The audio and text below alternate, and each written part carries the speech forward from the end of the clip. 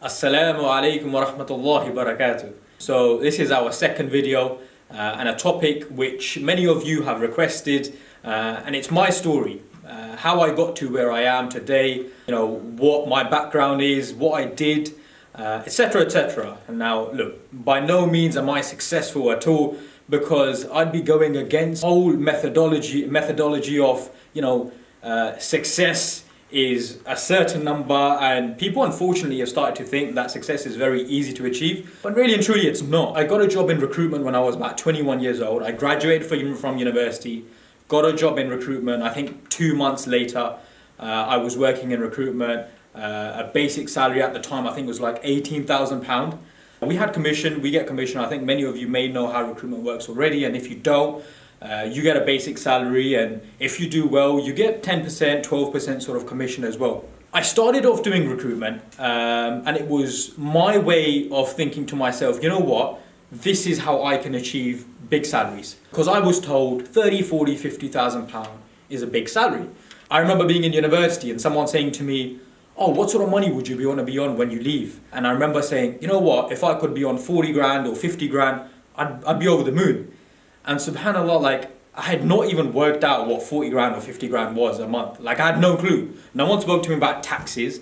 No one spoke to me about employees' national insurance. No one spoke about that stuff. Really and truly, when I got into recruitment, my mindset was, you know what, 30, 40,000 pounds, I'll be so happy with that at 21 years old. In my first year, I made 36,000 pounds, I think something along them lines. Alhamdulillah, close to when I was leaving recruitment, I was making some good money. I would say, above 60, 70 sort of grand a year. Now, by no means am I saying this in a way of boasting. I'm actually saying this in a way of humbleness, and it's not actually a lot of money.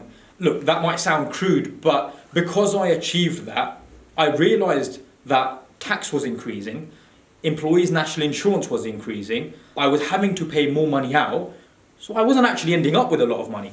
And that's when I realized no matter how much more I make, I'm not really going to make a big difference to my life. I'm not really going to be financially successful. I mean, how many billionaires do you know that have become a billionaire whilst working a job? Not many.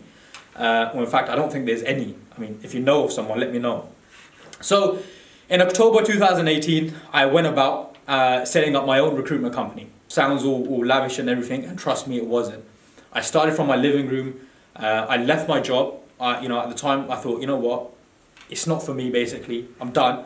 I've given 5 years of my life. I've progressed every year. I've earned good money according to society, but I wasn't making good money. In my heart, I didn't feel like it was financially enough. And so I set up my own company, October 2018. I started from my living room. I started from a laptop that I actually had from university. So it was like a 4-year-old laptop. And I went about basically, speaking to clients, doing exactly what I'd been doing before and doing it all over again. I knew what I needed to do. I just needed to do a lot more of it. Initially, I probably didn't even believe in myself. And this is my biggest mistake, that I didn't even believe I could achieve it. When I started doing it, I got some luck. I had a client come back to me and say, look, we're interested. We'd like to work with yourself. And very quickly, like before I started my business, from my living room on a laptop I already had with no real structure. I had 2 friends with me who were working, who, I was doing it with sort of thing in essence. I did it with them, and they helped me a lot, because when they would come in the morning, I felt like I had to wake up and be there making the calls and doing the work myself. So that helped so much, having company with me when I was starting the company. But when I started, we had some luck. 2-3 months later, I started making the sort of money I was maybe making, I would say 3 months into it, we started making the sort of money that I was making working for a company. And at that point I realized that subhanAllah, like in 3 months, I'm able to achieve what I was working for in a job. What more can I actually achieve if I just carry on? Give more effort, work harder. What can I actually achieve? Before starting my business, I made a dua. This dua honestly was so very important to my whole career. The dua was that may Allah make this, as in the business, a way of means for me to get closer to Allah subhanahu wa ta'ala, make it easy for me to do dua, make it easy for me to pray my salah on time, make my business a way of means, grow my ilm in the deen as well. And honestly speaking, I haven't gained a lot of knowledge by any means, but it's helped me a lot. Having a business has enabled me to reflect on my deen, pray salah and peace, be proud of my deen, and that's what I want to push with this YouTube channel and with the gram. How important and how easy it becomes for a Muslim to practice his deen as well as earn a good living financially. Alhamdulillah, January, I think it was 2019, we moved into our first office. It was not a big office, big enough for 3 people, but at the time it felt amazing. Like, imagine starting from a living room and then you move into a 3-man office. It was, alhamdulillah, it was such a blessing. And I wanted to make the most of it. I wanted to always remember in my heart that this should always be a way of means to get closer to my deen. And that was always in my heart. In January, we moved into the offices. I think it was about April, May time, we hired someone. I paid someone a salary. I mean, that was something I never thought about. Me paying someone a salary where I was working for a salary, now I'm paying someone, it was crazy. But alhamdulillah, we did that.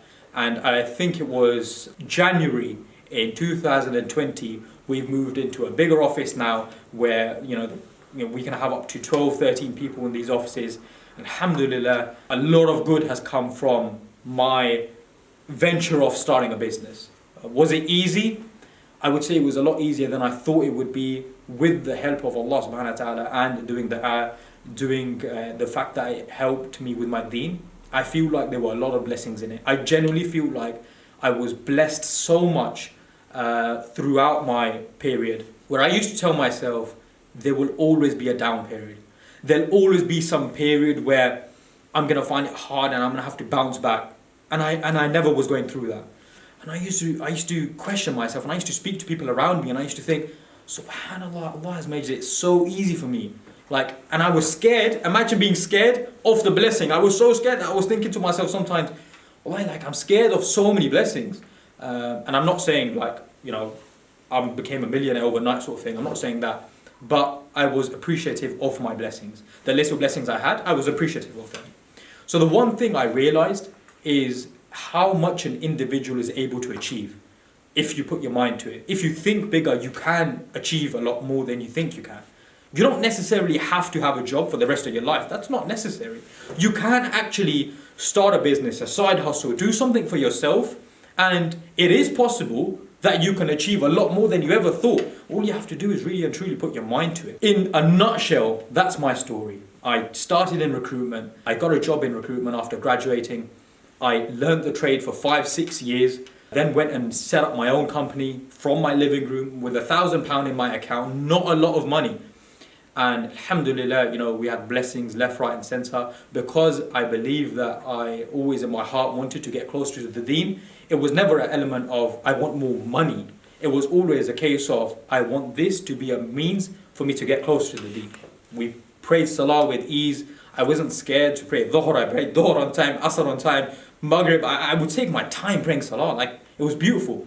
So many times we would go to the mosque and we would pray in Jama'at because I could. And that was amazing. In the beginning, I remember giving myself 2-hour lunches because I remember telling the guys, I can have a 2-hour lunch.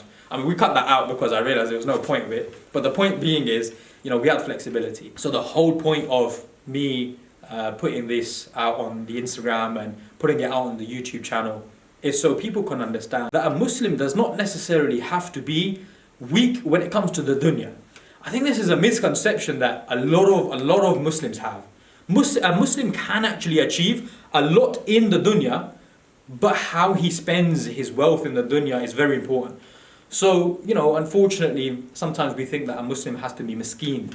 Someone who is properly on the deen has to be miskeen. That's not the case. And inshallah, the YouTube channel, the Instagram, that can help me promote that side and get people to realize that it's okay to chase the dunya as long as you don't forget your deen and as long as the dunya is helping your deen as well. So lastly, of course, the situation at the moment isn't good. And I want to finally just speak about that because it is affecting us massively. The truth is, of course it's affecting my business. And this is where I go back to and I said that the one who is successful in business is not necessarily the one that doesn't fall down. Everyone will go through difficulties in business. The one who actually is successful in business will be the one who falls down and gets up and thinks no problem. And imagine the Muslim should be the best of the businessmen, right? Because we say that qadr is Allah, from Allah subhanahu wa ta'ala. We say that rizq is from Allah subhanahu wa ta'ala. So if it is difficult for us, it's a test from Allah. And if rizq comes easy for us, it's a blessing from Allah. So we should always think about the deen and how it can help us. So yes, things are tough at the moment with the business. Am I worried? No, alhamdulillah, I'm not worried at all. Because again, I know it comes from Allah. This isn't just for me. For many brothers and many sisters, things are tough at the moment. But know that there will be good at the end of this.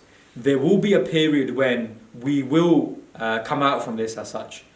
So be positive and don't let these things affect you. The more it affects you, the less productivity you will have in essence. Remember Allah through this tough period, because this is an amazing blessing for us to have during this tough period. And inshallah, I'll keep these videos up. I hope this is of benefit. I hope you can understand where I'm coming from with these videos. The whole point is to show people that Muslims can be successful. I'm not successful, but at least I know the path. And inshallah, I'm trying to follow that path. And if I can motivate others, it will help me to motivate more people. So inshallah, do subscribe. It's very important. Do like the videos because it helps me, it motivates me, and it makes me want to keep making videos. Inshallah, we'll carry on making more videos. But that's my story in a nutshell. I will make more videos in the upcoming weeks. Assalamu alaikum wa rahmatullahi wa barakatuh.